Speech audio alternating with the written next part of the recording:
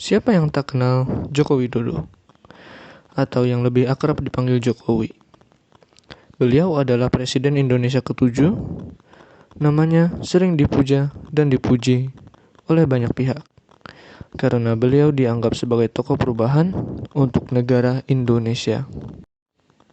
Joko Widodo lahir di Surakarta pada 21 Juni 1961. Ayah dan ibu kandung beliau adalah Noto Miharjo dan Sujiatmi. Joko Widodo merupakan anak sulung dari 4 bersaudara, yang dimana ketiga adiknya semuanya perempuan, yang bernama Lid Sriantini, Idayati, dan Titik Relawati. Sebenarnya Joko Widodo pernah memiliki saudara laki-laki, tetapi ia meninggal pada proses persalinan. Sujiatmi yang merupakan ibunda tercinta Joko Widodo merupakan sosok yang tegas dan keras. Beliau juga merupakan seorang wanita yang taat berdoa dan ibadah. Dari kecil, beliau sudah biasa hidup miskin. Dia serta keluarganya sering berpindah-pindah tempat tinggal dari satu tempat ke tempat lainnya. Selama pendidikan formal dari SD sampai SMA, Jokowi selalu menempati peringkat teratas. Walau begitu, beliau dapat membagi waktu untuk belajar dan membantu orang tuanya. Selepas SMA, ayahnya menginginkan Jokowi untuk melanjutkan ke perguruan tinggi.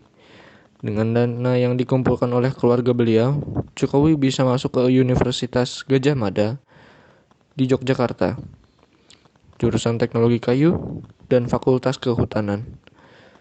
Jokowi bukan mahasiswa yang aktif dalam organisasi sekolah, tetapi Jokowi sering terlibat dalam diskusi seputar politik, tepatnya berisi kritik.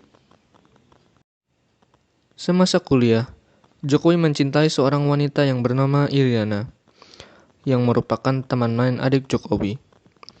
Sehingga beliau menikahi Bu Iriana setelah ia lulus.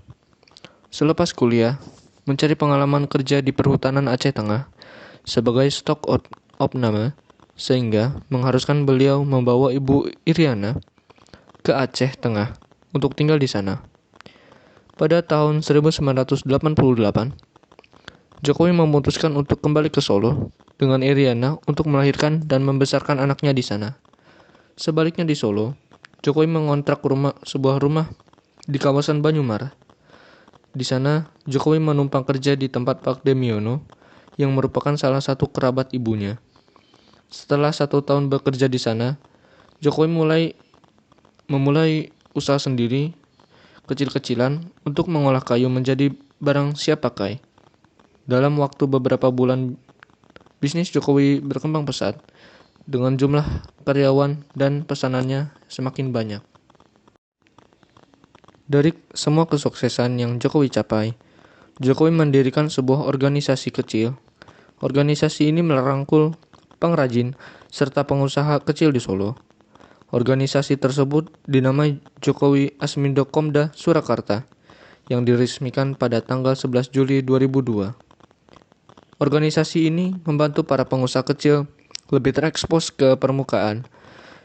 Kepemimpinan Jokowi pada organisasi tersebut mulai disorot oleh orang-orang yang berkecimpung dalam dunia politik. Setelah 2 tahun Asmindo berdiri, orang-orang merasa yakin bahwa Jokowi adalah sosok yang hebat. Mereka mulai menggadang-gadang Jokowi sebagai wali kota Solo. Mereka pun semakin membujuk Jokowi untuk menjadi wali kota Solo. Maka Jokowi pun berhasil terbujuk dan akhirnya memikirkan untuk mencalonkan diri atau tidak. Jokowi pun membicarakan isu ini dengan keluarganya. Walau keberatan, semua anggota keluarga tetap meletakkan keputusan terakhir di tangan Jokowi. Dan keesokan harinya pun, Jokowi mengabarkan bahwa dia akan mencalonkan diri untuk menjadi wali kota Solo. Di tengah-tengah pencarian calon wakil, Jokowi memilih partai PDI Perjuangan. Beliau di sana bertemu dengan FX Hadi Rudiatmoko yang menjadi calon wakil wali kota bersama Jokowi. Kampanyenya mereka lakukan dengan cara pintu ke pintu dan hanya memakan sedikit uang. Pemungutan suara dilaksanakan pada tanggal 27 Juni 2005, yang dimenangkan pasangan Jokowi Rudi dengan perolehan suara lebih dari 37%. Selama masa kepemimpinannya, sikap kesederhanaannya masih melekat bahkan sampai sekarang. Yang luar biasa juga bahwa Pak Jokowi tidak pernah bercita-cita untuk menjadi tokoh politik. Solo di bawah kepemimpinan Jokowi lebih memfokuskan pembangunan fasilitas dasar publik, fasilitas pendidikan, serta fasilitas kesehatan. Baru setelah itu, perbaikan dan pengembangan menyentuh sektor-sektor pasar tradisional. Jokowi juga memfokuskan pada pembangunan City Walk yang sangat relatif efektif untuk mengurangi kemacetan dan meningkatkan animo masyarakat untuk berjalan kaki. Batik juga yang notabene merupakan budaya khas Solo, dijadikannya atraksi budaya yang menjadikan kota Solo menarik banyak wisatawan. Kepemimpinan Joko Widodo yang sangat unik karena memiliki gaya tersendiri dalam memimpin jika dibandingkan dengan pemimpin sebelumnya. Alhasil, Joko Widodo menyedot perhatian seluruh rakyat Indonesia dengan semua media informasi meliput tentangnya. Berkat prestasi yang diraih Jokowi selama menjadi wali kota Solo, beliau pun dicalonkan untuk menjadi gubernur Jakarta. Dan pada pertemuan para pimpinan, Basuki Cahayapurnama atau yang akrab dipanggil Ahok, yang merupakan mantan Bupati Belitung, yang akan menjadi calon wakil walaupun memiliki suku ras Tionghoa dan agama Nasrani. Selama masa kampanye, Jokowi tidak memiliki tempat tinggal yang tetap, sehingga harus menginap di hotel.